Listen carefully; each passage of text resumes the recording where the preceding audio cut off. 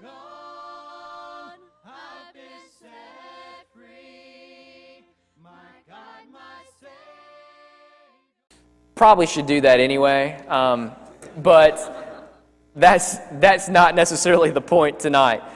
The application for us is how should we should carefully consider how holiness impacts outward appearances, how it impacts the way we appear ourselves, the way our family appears, our property, our church. A watching world should be able to look at us and say, there is something different about them. There is something different. They belong to God. There's something pure about them. Even the way this guy takes care of his house. There's something different about him. The way he cares for his property, his family. The way her appearance is. There's something different.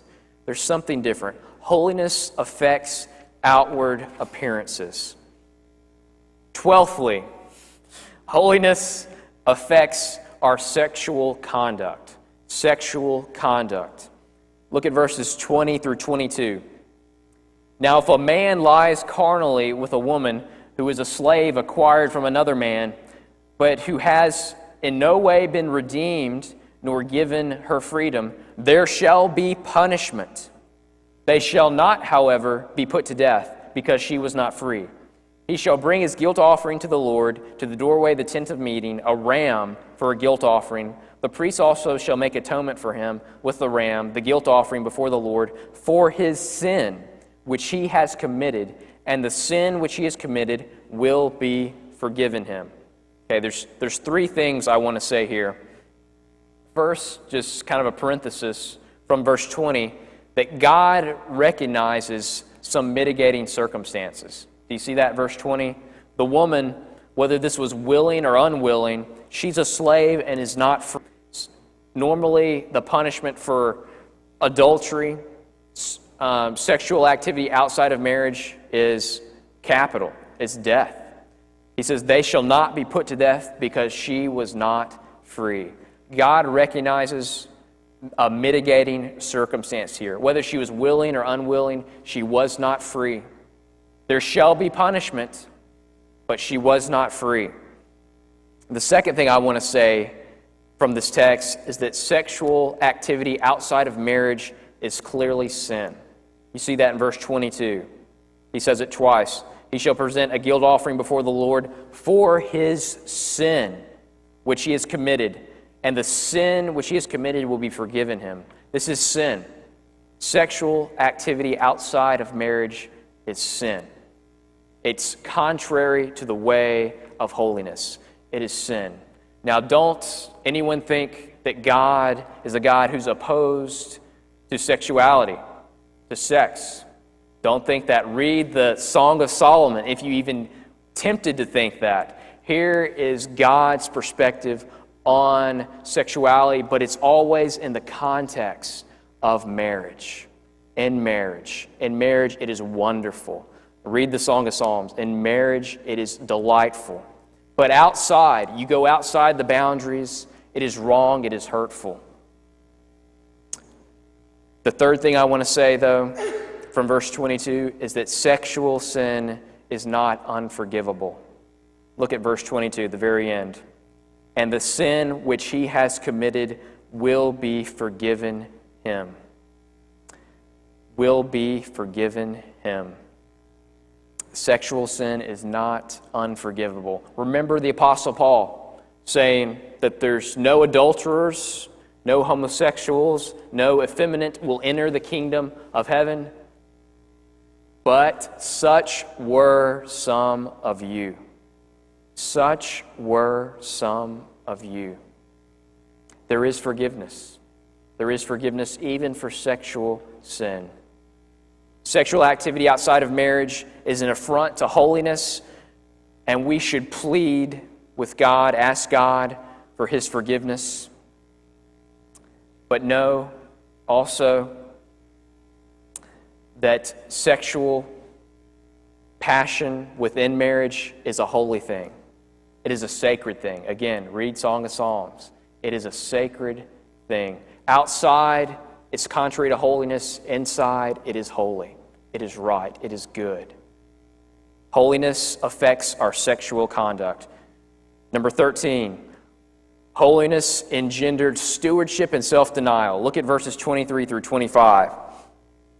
When you enter the land and plant all kinds of trees for food, then you shall count their fruit as forbidden. 3 years it shall be forbidden to you. It shall not be eaten. But on the 4th year, all its fruit shall be holy, an offering of praise to the Lord. In the 5th year you are to eat of its fruits, that its yield may increase for you. I am the Lord your God. Now, I pull from this that holiness engenders stewardship and self-denial, and I probably should add, I didn't in the outline, but I probably should add patience as well. Those are the principles at work here. Think about it. The first 3 years, you plant a tree, it grows up. I'm really not sure if trees produce fruit in the first 3 years, but if it does, it's forbidden to you. You are not to eat it. You're not to eat it. And what does this say about it? It says this tree is not primarily my property. It's God's property. I'm a steward.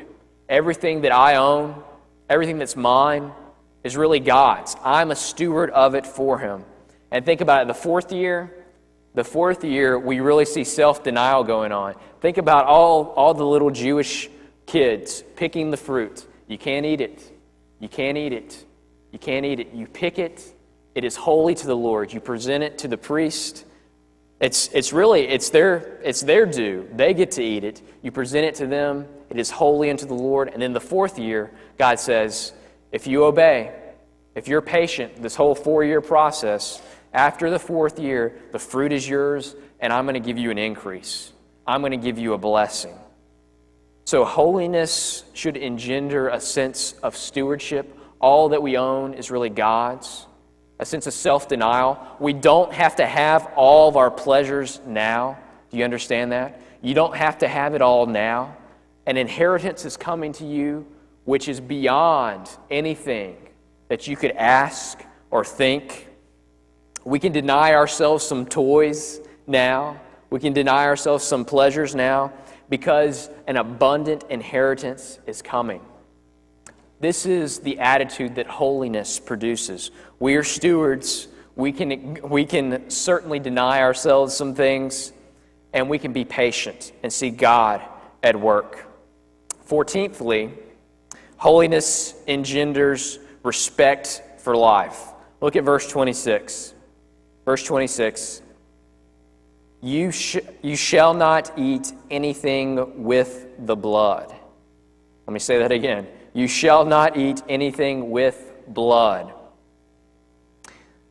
And we might say, what is that all about? We haven't read 2 chapters earlier in Leviticus 17 where the reason is given for this. Leviticus 17:11 says, "For the life of the flesh is in the blood." The root of the issue here is life. Have a respect for life. Now we could say, yeah, the early Jews, the Israelites, didn't know about all kinds of medical things that we know.